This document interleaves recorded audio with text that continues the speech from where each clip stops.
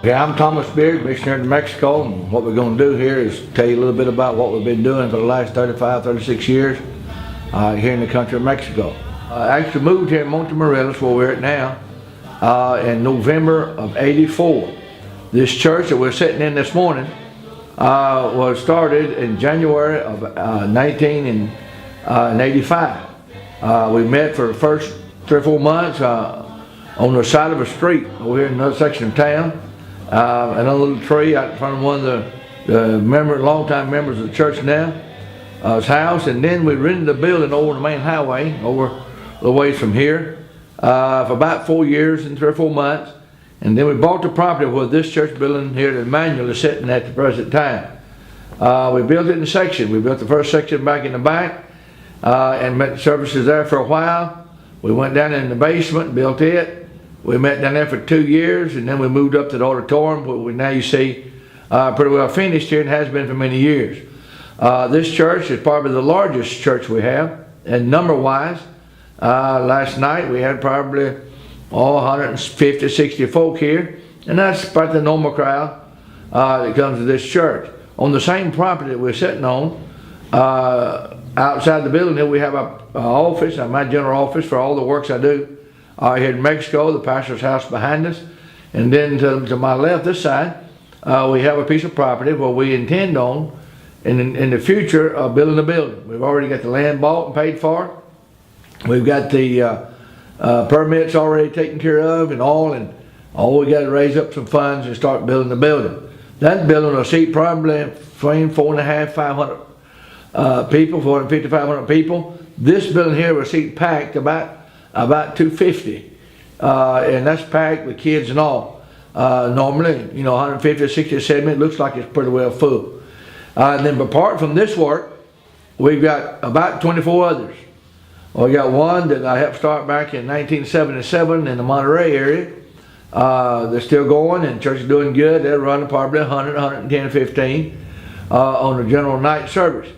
Something strange about the country of Mexico, and I noticed in the United States, our Sunday morning here is our smallest crowd. Our Sunday night or our midweek service is our largest crowd. It's right the reverse from what y'all used to in the United States. And then we have other works all over the country that we've started over these last 35 years. We got churches in the state of Nuevo León. We got churches in the state of Tamaulipas. We got churches in the state of Veracruz. We got churches in the state of San Luis Potosí. We got churches in the state of Chiapas. I got one church in the state of Mexico.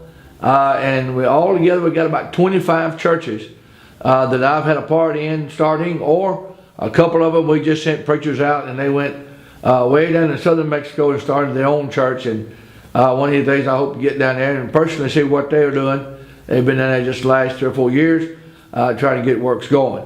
In every place we got churches, there's always buildings we built and properties we had to buy and different things that we've had to go through. Now when I first came, I didn't know anything about Spanish. All I could say was taco, enchilada, that was about it. And then I had to learn the Spanish. That was a job. Still don't know it perfect, but I learned how to speak it, and it took me about 10 months before I could speak preach the first sermon. Lasted 10 minutes. But the best thing about it, I had one lady say, that kind of encouraged me to keep on studying. And little by little, we've learned the language where we can communicate over the years and help build these churches. And we also didn't have it this year, but we've been having every year a Bible study class, a Bible Institute that we run on Monday nights. We'll have anywhere from 5 to 15 students per year come in, and we'll teach them basic Bible doctrine and basic church planning ideas so they can go out and start their own churches or take one of the churches that we've already started. Normally I have church Tuesday, Wednesday, Thursday, Friday, Saturday, and Sunday every week. I've done that for now over 30 years and been able to take care of a lot of churches. At the present time, I'm not only the missionary but the pastor of 3 of those churches, because we're lacking preacher boys right now to pastor them. So we're trying to get somebody to come in and take them. And my job as missionary has always been, my thinking, is to start a church, get it built up to a point that they can operate on their own, some type of building where they can meet in, and then I move on and start somewhere else. After they get them a pastor, then I go to another location and start another church, or I'll take a young preacher that's want to work in a particular area, and we'll work with him and get another church started. It's kind of like starting a family. You get married and you have kids, and then their kids have kids, and their kids have kids, and before you know it, you got a pretty good sized group. I happened to be the youngest of 14, so our family was a big family, and we don't have that many kids. We only have 2, but Mama and Daddy had 14, and so the idea is that we have grandkids. And now I was standing here last night in the service, and the young people that were singing last night weren't even born when I started this church.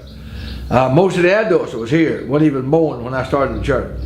And now we got them singing in a young group. We got young adults that were just babies when I started here. And then we got a children's choir get up and sing, and they will be my great grandkids, so to speak, in the Lord. And so if the Lord lives, allows me to, and I live, and the Lord allows, we may see another generation come along before we pass off the scene. And that's the whole idea, is to train them in the things of the Lord. I stress a lot in my preaching the importance of bringing your kids to church and train them up. This church here, Emmanuel, here in Montmorelos, they have 5 classes on Tuesday night in different parts of the town, that they got these young preachers, the young teachers, and the ladies and men alike. They're going out and helping and doing what we call Bible clubs. And they'll have 30 or 40 kids in each one every Tuesday night. So if you got 5 and you got 40 kids, you're doing 200 kids every Tuesday night. Now, they don't all come to the church house, but the goal is that we'll win some of them, and they come, and then through them we can reach the families. And man, that'd be a great idea to have a new building built over here one day, and outside this church here, and have enough people to fill it up. And I believe it's possible. We live in a town where the largest denomination here is Seventh-day Adventists. They have a college and everything here.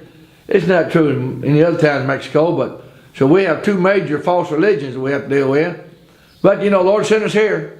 We're here, and we're working at it. And when I first came here in 1984, several missionary friends of mine told me I chose the wrong town. I said, well, boy, this, brethren, I said, I didn't choose the town. I mean, I knew about the town when I was here the first time in the 70s. I said, but God put it on my heart to come here and start a church. And I knew all about the Seventh-day Adventist religion. I knew all about the Catholic being strong. I knew all that when I came here. But God said, go there and build a church. I said, we came. It was hard. First 7 years, I battled up and down, in and out. People come and go. We finally got enough people to organize the church in 1992. And from then to now, it's grown. So we got a good, solid work. Church that sponsors its own self, pays its own bills. Got 4 vans out there that they drive and run routes that I've helped them get over the years. They pay all the gas, all the repairs. They just take care of all of their financing by themselves, and haven't done that for the last 6, 7 years. And so that's great. That's the whole idea, is that we get them trained up where they can take care of themselves. And that gives us liberty to take the money we was putting here, put it somewhere else, and do the same thing again. I've always made a statement that my job as a missionary is to work myself out of a job. Get one started, spend a few years getting it built. I may have to pay the bills for the starting of it, get it up and get it going, train them, teach them, and then they go on and start taking care of themselves. It's kind of like, I guess you call it a balance. I'm paying up here and they're paying down here, but at the time I go down and they come up. And then after a while I'm down on the bottom, I don't have to pay anything. I take that money I'm putting in that one, go across to another town, start another. And that's what we've been doing for the last, actually I've been 39 years a missionary, even though I did take about 3 or 4 years in the States and help a couple of new churches get started up there and get them going.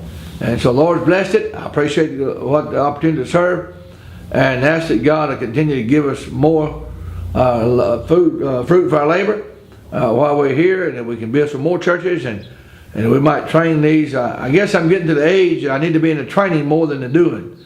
And I told, I have a common saying down here that I told the churches and the pastors, I said, one of these days I'm going to get too old to do anything. I'm going to get me a rocking chair and sit over in the corner and tell them what to do.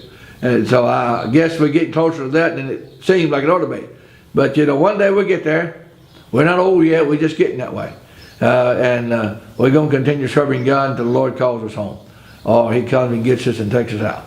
So I pray that you pray for us, pray for the work, pray for the ministry. Help us. It's been a blessing over the years to see how God's, we mentioned newsletter from time to time, a need here, a need there. And the churches in America has been great. God's allowed them and moved on them to help us with the funds and the means whereby we can keep on trucking down here for the Lord. And we believe it, God's will, we'll continue to do so. And somebody said, well, it's hard times. Sure. In the last 3 years, I've lost about 25% of my support because of the economy in the United States. But you know, I notice every time it goes down over here, God will send something from somewhere else. And we still be able to keep afloat and keep on going. So you pray that God will bless the ministry, bless the support side of it, and we'll do what work we can while we're here.